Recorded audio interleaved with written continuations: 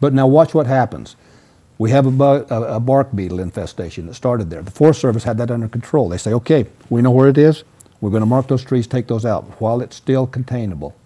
With the price of a stamp, environmental associations protested that sale.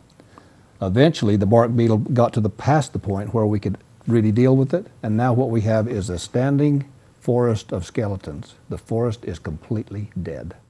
It need not have happened. Yeah. It was the environmentalists who meant well, and I'm not questioning their motives, but the fact of the matter is they simply do not understand the economy. They do not believe that man is an important element in the ecosystem. I believe that he is. Aliens, then, perhaps? We're the latecomers.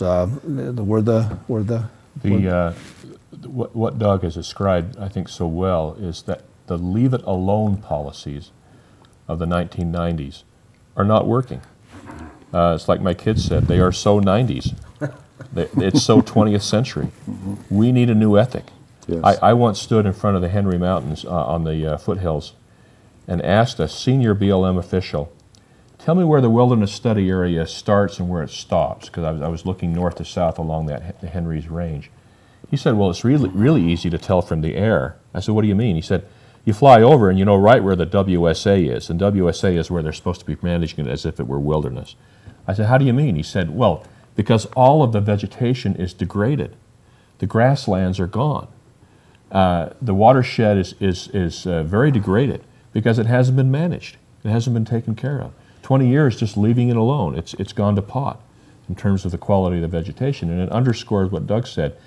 You have to have active management if you want a beautiful mountainside, and it's even true with grasslands. We had what were once lush slopes, the BLM slopes and foothills around the state have succeeded to decadent pinyon and juniper and sagebrush.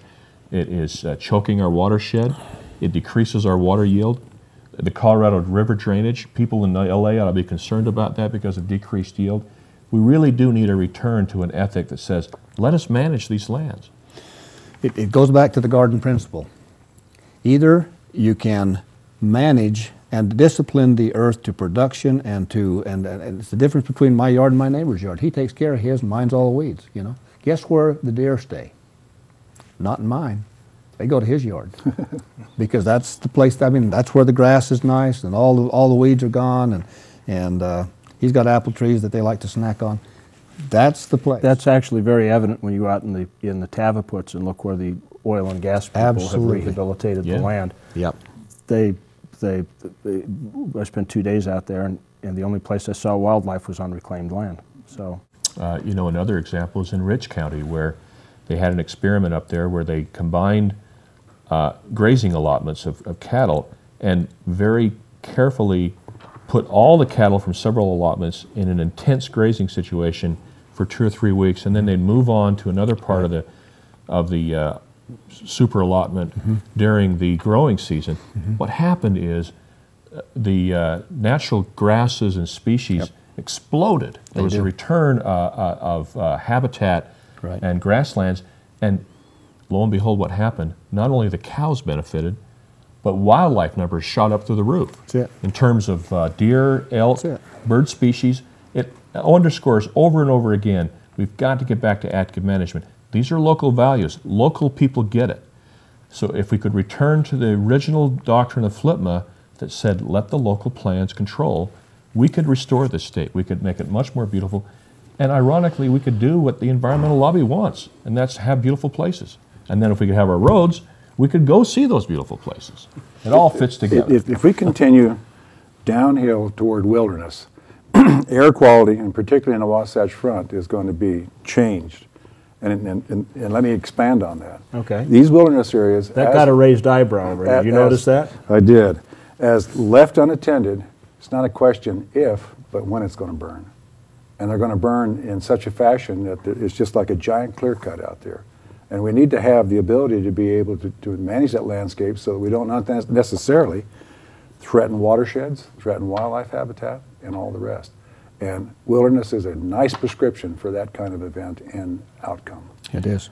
There were several weeks in the summer of 2007 where the air quality in Salt Lake Valley was terrible. People could see it. It was brown.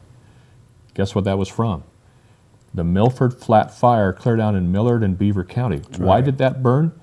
Mismanagement, lack of management. They let sheetgrass take over because they had the ethic that says, oh, we got to let Mother Nature, you know, control how it goes. That's right. Well, it burnt to the point where it created huge dust storm problems and PM 2.5 and PM 10 problems, air quality problems, all the way from Delta to Salt Lake City. And so, again, that's an example after example where if our local values would control and we could actively manage not just forests, but rangelands, I'm confident we could bring about a much healthier, better situation. I hear this all the time, and so I'm going to toss this gauntlet out. If control of these federal lands, if we actually go back to disposal and they go to the state will squander them in short-sightedness. Private sector. Private sector. They will squander them. And they will be sold off to the privates. I mean, that's the argument, that the state does not have the discipline to maintain public lands and public places for I don't know that recreation. the state has to be the intermediary in that process. You know, you can dispose of lands to individuals and to corporations, and states could acquire those as well. And if they have a benefit to the Treasury, I think they would have a direct, you know, aid for something that we... And I'll throw one more argument out at you, seeing as how we're tossing arguments out here.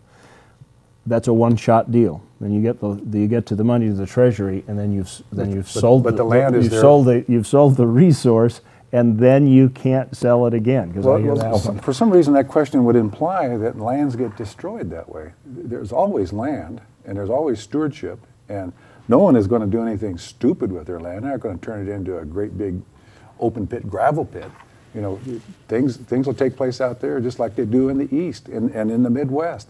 Our lands on the East Coast haven't been destroyed. You know, this is an untapped subject as far as discussion goes, and there's going to be differences of opinion.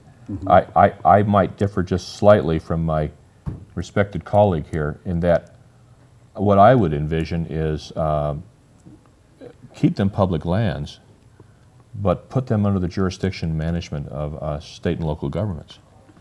And allow, right now we only get 50% of the royalty off those lands. You know, let it be 100%. Let the state take care of it. In other words, I personally would say, yeah, let them be public lands, but let them be under the control of the state and or counties. Last topic, impact on school trusts. Generating money for education. It tends to be dismissed as an issue, but I think it's an important issue with these vast tracts of land.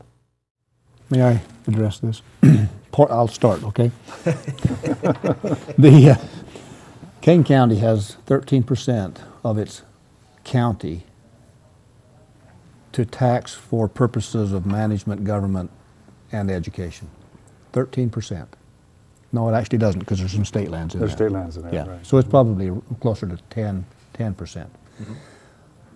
It's pretty tough when you take 90% of the resource and ask the population to live on the remaining 10%, to try to run government and those kinds of services that people want in today's world, to try and do that from the taxes that can be derived from income from 10%.